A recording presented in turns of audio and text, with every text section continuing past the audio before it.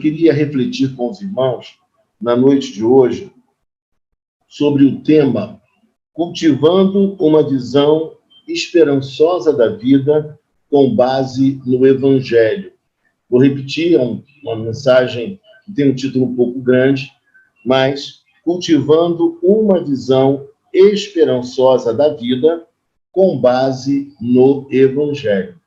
Se nós perguntássemos hoje aos caríssimos irmãos qual o seu maior desejo, qual o seu maior anelo, qual a palavra que você poderia encontrar no seu vocabulário e expressasse o seu maior desejo ao findar do ano de 2020, eu tenho certeza que você encontraria alguma palavra que tivesse a ver, por um lado, com esperança, mas, ao mesmo tempo, talvez, no seu vocabulário estivesse uma expressão que o povo de Israel conhecia muito bem e que nós também, como cristãos, também a conhecemos: restauração.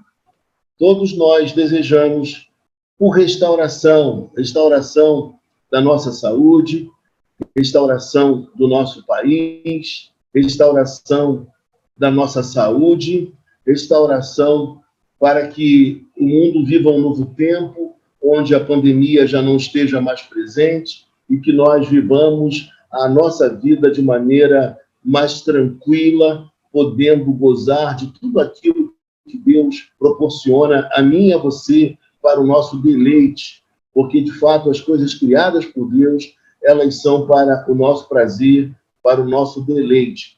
E, sendo assim, sempre que eu penso em momentos como os nossos, eu penso que é necessário ter esperança diante da vida, existe um texto que sempre vem à minha mente.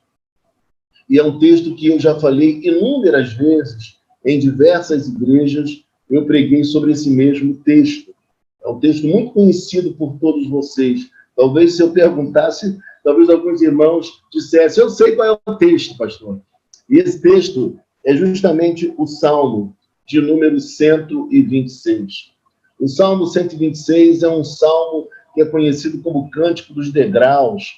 Ele é também conhecido como Salmo de Romagem, porque o povo do Senhor ia em romaria à casa de Deus, todo aquele caminho numa subida difícil, um caminho pedregoso, e o povo ia adorar a Deus pelo menos uma vez no ano, lá no templo em Jerusalém. Ele ia cantando suas alegrias, seus contentamentos, mas também suas desventuras, suas apreensões, seus temores. O povo de Israel caminhava assim em direção ao templo, e quando chegava diante de Deus, o povo ofertava, o povo adorava, o povo abria o coração, porque o povo entendia que somente Deus tinha o poder de restaurar a sua própria sorte.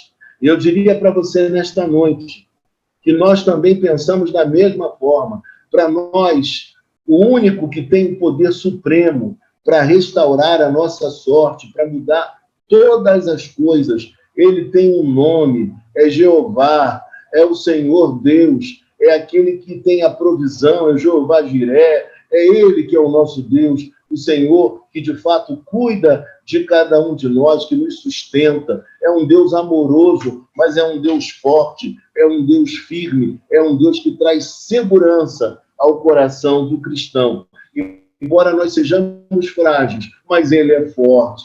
Embora nós temamos, mas ele nos traz segurança. É ele quem dá conforto ao coração de cada um de nós.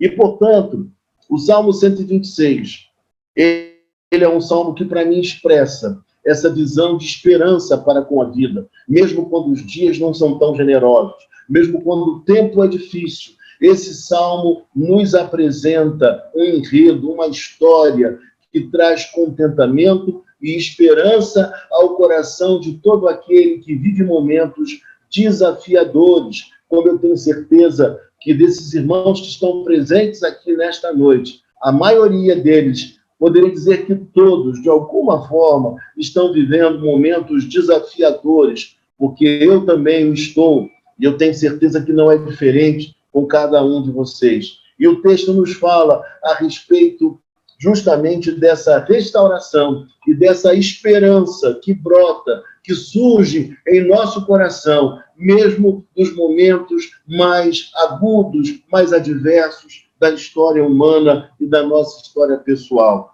O texto começa nos dizendo assim: quando o Senhor restaurou a sorte de Sião. Eu queria orar com você neste momento. Senhor Deus e Pai Celestial, queremos te agradecer pela tua palavra, agradecer ao Senhor pelas vidas que estão aqui presentes, Pai, porque confiam em ti, porque receberam também o teu amor, o teu perdão, a tua graça, e estão confiantes que o Senhor é aquele que tem poder para trazer esperança a nós e para nos conceder restauração. Fala conosco, Pai, continua a falar conosco nesta noite. Nós te oramos assim, em o nome santo de Jesus Cristo, o teu Filho amado. Amém.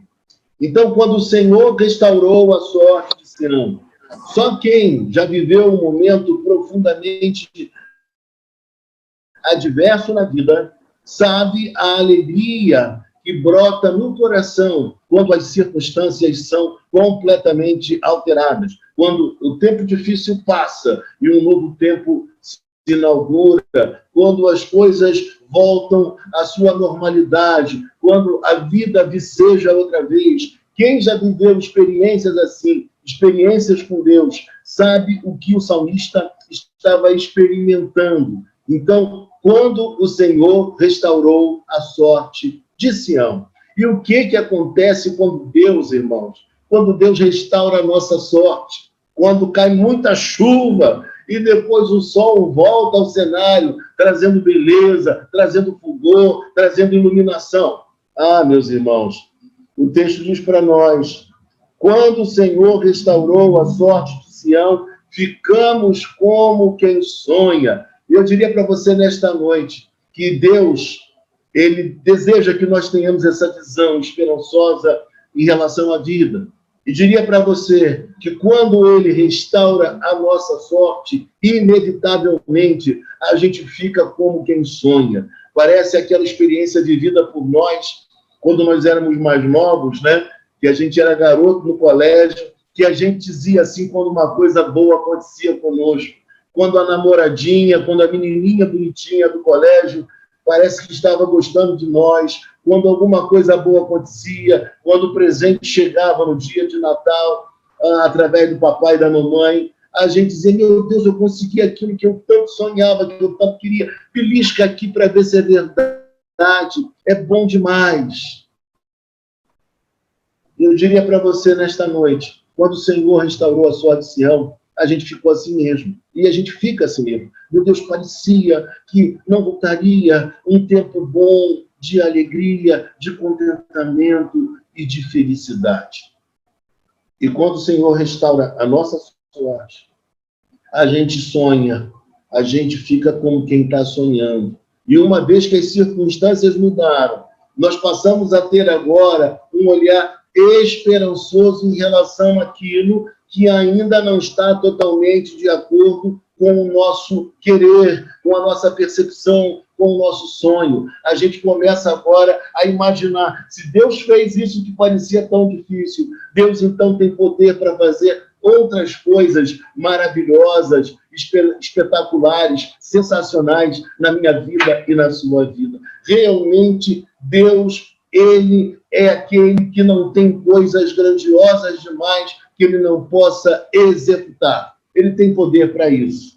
Imagine você, o salmista, vivendo um momento adverso, mas percebendo que Deus estava restaurando a sua sorte, a alegria que brota no coração, a felicidade e a esperança. O povo de Israel, possivelmente, ele estava nesse texto vivendo o exílio.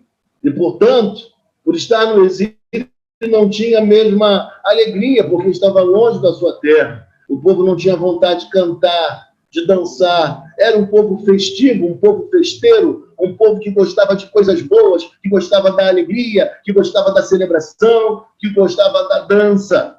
Ah, meus irmãos, assim era o povo de Israel. Mas estava no exílio, por estar no exílio, não tinha esse mesmo essa mesma disposição, essa mesma força. E o texto nos diz, no versículo de número 2, que em decorrência dessa restauração, do decreto que permitiu que o povo pudesse voltar à sua própria terra, algo que parecia ser completamente impossível. Como assim? Mas, depois que isso acontece, além do povo achar que estava como quem estivesse sonhando, desculpe a redundância, mas o texto nos fala que algo que expressa alegria acontecia com eles. Veja só, versículo 2. Então a nossa boca se encheu de riso. Ah, meus irmãos, eu lembro de um rapaz que teve encontro real com Cristo em nossa igreja, lá no Fonseca, quando eu era morador do Fonseca, frequentava uma outra denominação. E eu lembro que esse garoto ficou numa alegria tremenda, porque ele ouviu a palavra, ele ficou num entusiasmo, porque Deus havia perdoado os seus pecados, ele sentiu um toque de Deus muito grande em seu coração. E ele, que se dizia tímido, ele passou a abraçar todas as pessoas que estavam na igreja. Tamanha alegria que ele sentiu em seu coração. A nossa boca, ela se enche de riso quando coisas boas acontecem. Quando depois de um tempo difícil, algo bom se inaugura, coisas boas começam a acontecer e chegar até a nossa casa, a nossa vida, a nossa família. Ah, meus irmãos, então o texto diz que a nossa boca se encheu de riso e a nossa língua de júbilo. Eles começaram a sorrir, expressão de felicidade, de alegria, é isso que o texto diz. E a língua era uma língua agora que estava tão jubilosa, que expressava diante de Deus a sua gratidão. Quando Deus restaura a nossa sorte, nós passamos a glorificá-lo com maior intensidade ainda. Porque o nosso Deus se condoeu de nós. O nosso Deus olhou para a nossa aflição. O nosso Deus devolveu a vida, a esperança ao nosso coração.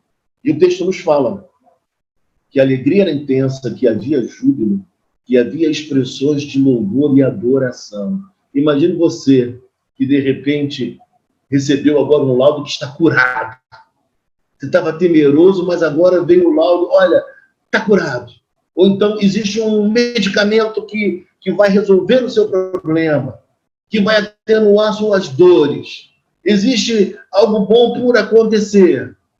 Ah, de repente um colega chega para você e diz, eu tenho uma boa notícia para você. A empresa quer que você volte lá para assinar um contrato de trabalho. Um negócio surgindo, uma coisa boa, uma coisa maravilhosa acontecendo. E o povo de Israel estava vivendo justamente um tempo assim agora. Um tempo onde as esperanças estavam renascendo.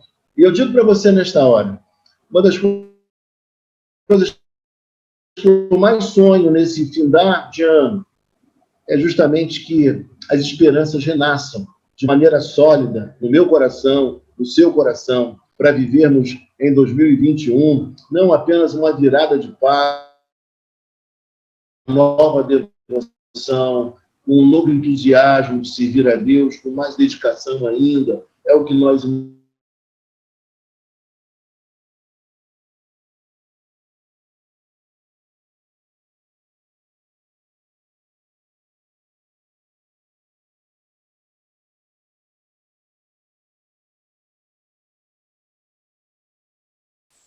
reconectamos. Vocês estão me ouvindo bem? Estão me ouvindo? Voltou agora, pastor. Não, está sem som. Agora começamos a ouvir. Agora sim. Só agora. Sem Tudo que eu falei. Ficou sem som um tempão. Uma virada de página para 2021. E quando nós olhamos na parte final do versículo de número 2, nós lemos assim: grandes coisas o Senhor, veja comigo, tem feito por eles. Então, entre as nações se dizia, grandes coisas o Senhor tem feito por eles. Aqui é a cena na qual nós imaginamos até mesmo as nações que não eram nações ligadas ao Deus de Israel, essas nações reconhecendo que diante da alteração, da mudança de quadro que aconteceu em Israel e com Israel, Somente Deus poderia ser o realizador de tal proeza. Então, até entre as nações se dizia: grandes coisas o Senhor tem feito por eles. Aqui é como se nós pensássemos assim. Eu não sei se só você ou se só eu tenho pessoas que, de repente, não são muito simpáticas a mim.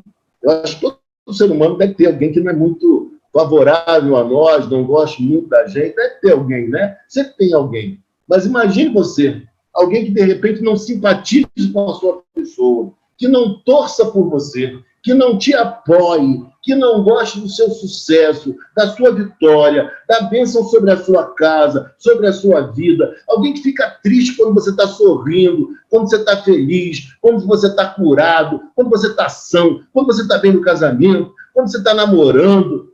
Ah, meus irmãos, tem gente assim. Pior que tem.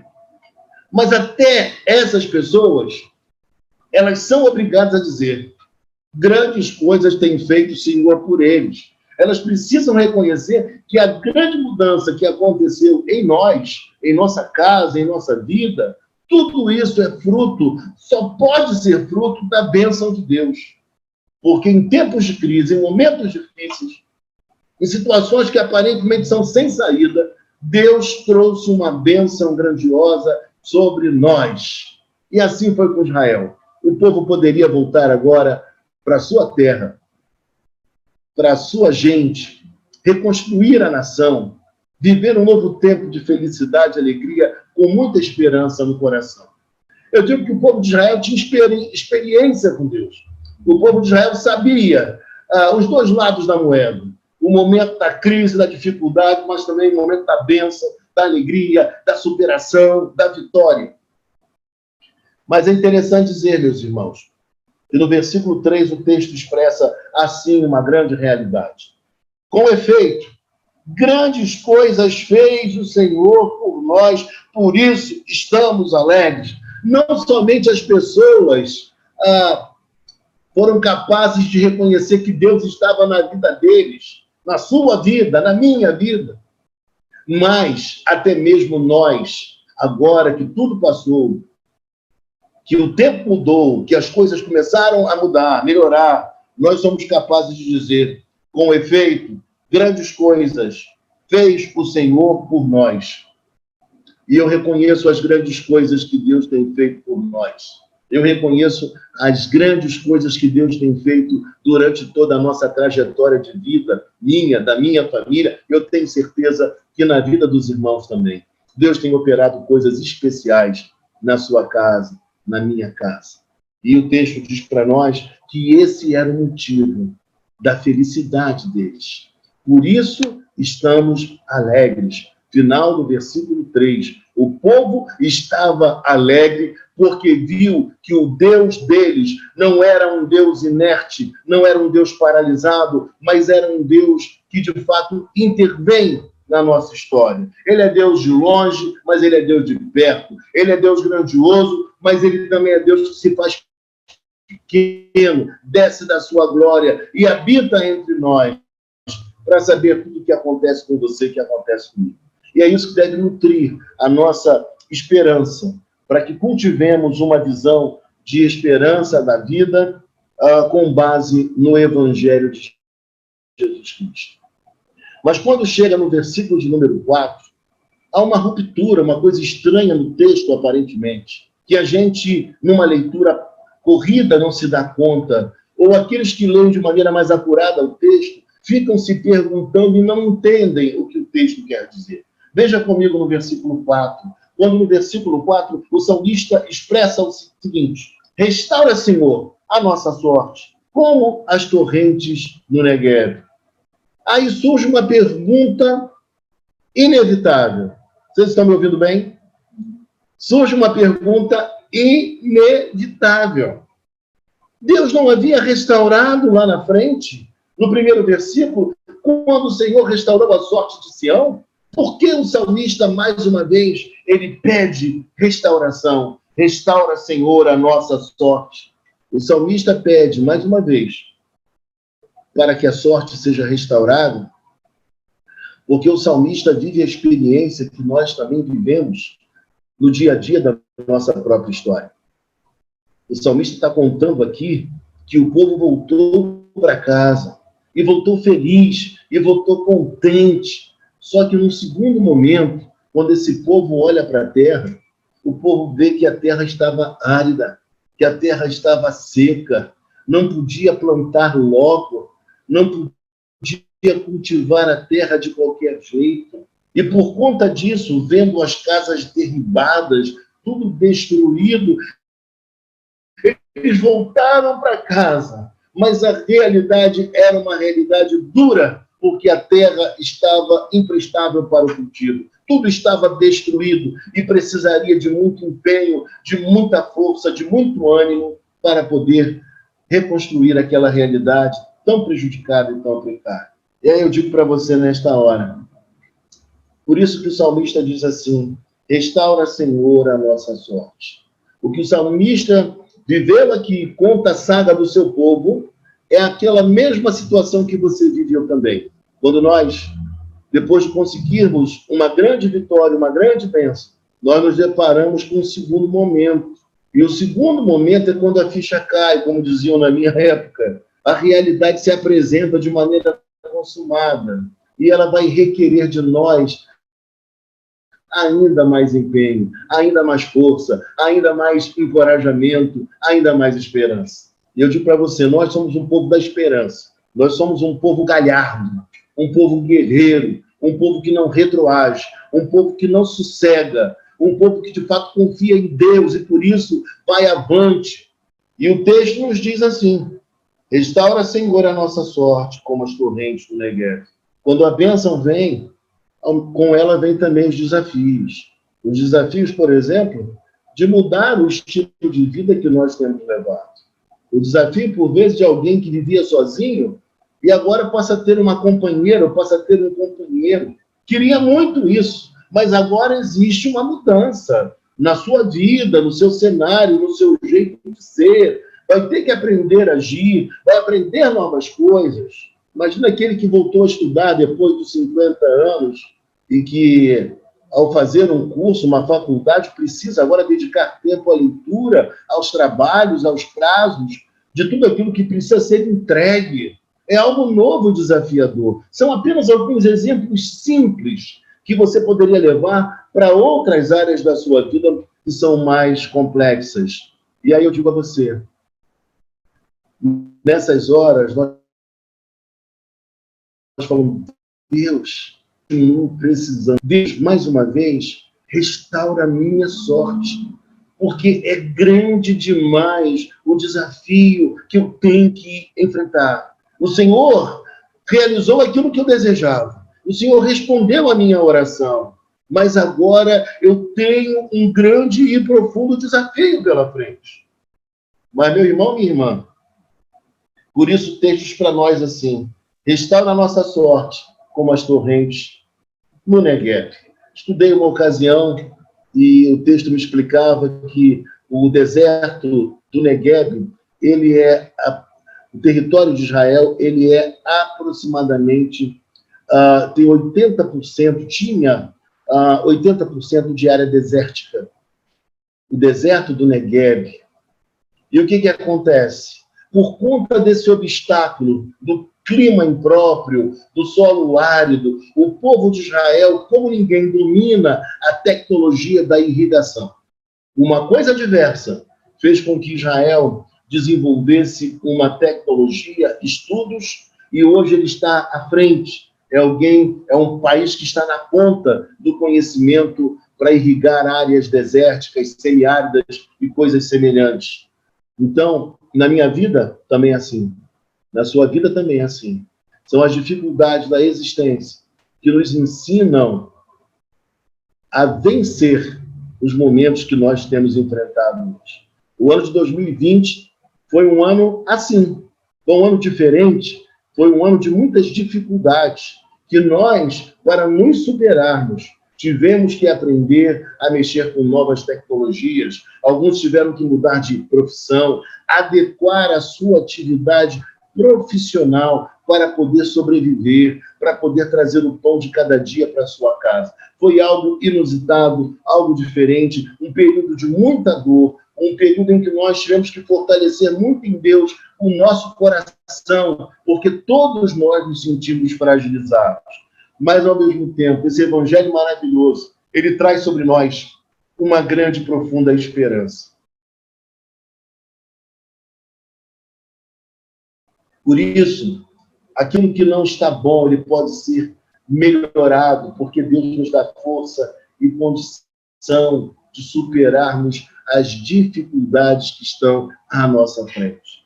E eu contava hoje de manhã para os irmãos que uma coisa particular, pessoal, para ilustrar uma realidade espiritual, eu dizia para os irmãos assim, eu sei que meu pai, e a gente se espelha muito no pai, né? E na mãe, a gente vê como eles agiam, né? Eu via como meus pais agiam em dados momentos, e hoje eu reproduzo igualzinho que meu pai fazia. Nós aprendemos com eles. E o que acontece? Eu via meu pai ir ao mercado com uma profunda alegria, trazendo as bolsas de compra, não como um peso, não como algo que ele não gostasse de fazer. Não, ele ia para casa com muita alegria, com aquelas compras. Ele gostava de ver a despensa cheia, a geladeira cheia. Ele ficava muito contente, porque ele estava cumprindo um papel. E hoje, o seu papel, e hoje não é diferente comigo. A alegria que eu tenho de ir ao mercado, de trazer as coisas para casa, de ver meus filhos felizes e alegres, porque tem alguma coisa na despensa que eles gostam, e isso é maravilhoso. E quando eu olho para o povo de Israel também tem muito a nos ensinar, e muita coisa para nós copiarmos. E uma delas é enfrentar as adversidades da vida com muita esperança, com muita fé. E quando a gente pensa que Israel era árido, seco, mas quando a água descia e quando a água da chuva também vinha, aqueles rios temporários, eles se formavam outra vez. E as margens dos rios, ou do rio, desse grande rio temporário, começava a vicejar outra vez. Começava a ficar verde, começava a crescer a vida, o plantio, tudo aquilo agora se tornava possível, porque era possibilitado pela chuva que caía e que descia. E eu digo para você nesta hora, depois de um longo tempo, a chuva descia, a água corria e a terra voltava a ter vida. E eu digo para você nesta noite, às vezes depois de um longo tempo de aridez, de vida seca, do coração doído, de muito sofrimento, de muito temor, Deus inaugura um novo tempo em que a chuva cai, onde a vida é devolvida, onde a esperança renasce. E para 2021, meus irmãos, esse é o meu anseio, esse é o desejo que está no meu coração para a minha vida e para a sua vida. Que nós saibamos cultivar esperança para com a vida. E essa esperança nossa é uma esperança pautada no Evangelho, porque nós temos visto durante todos esses anos quem é o nosso Deus, o que Ele é capaz de fazer, não só na história de Israel, mas na história da igreja, e mais presentemente na história da nossa igreja, da minha vida e da vida de cada um de vocês. E aí, meus irmãos, para a gente finalizar,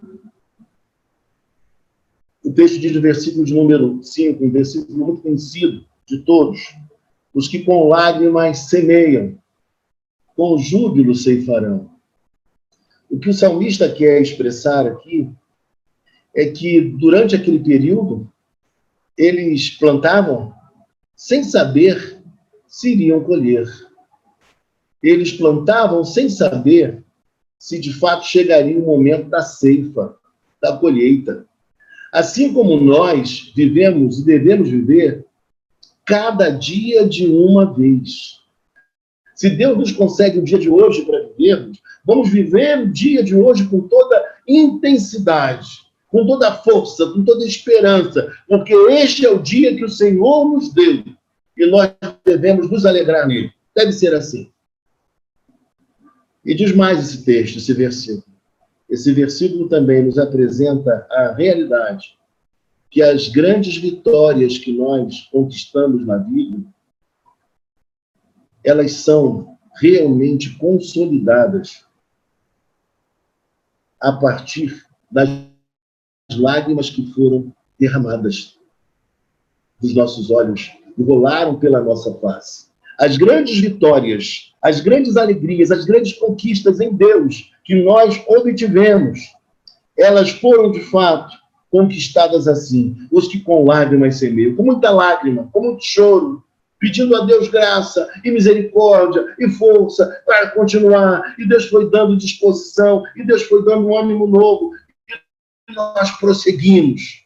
E quando a gente hoje olha para trás, a gente vê que até aqui nos ajudou o Senhor. A gente vê que as coisas estão muito diferentes, que bênçãos foram construídas, que realizações também foram consolidadas, vemos os nossos filhos crescendo, vendo a nossa família prosseguindo, vendo, de fato, o fruto do nosso trabalho, do nosso empenho, do nosso amor e da nossa própria verdade.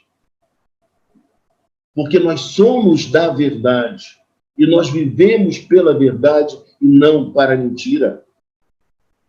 E é assim que a gente constrói e conquista tudo aquilo que é mais precioso e caro para nós.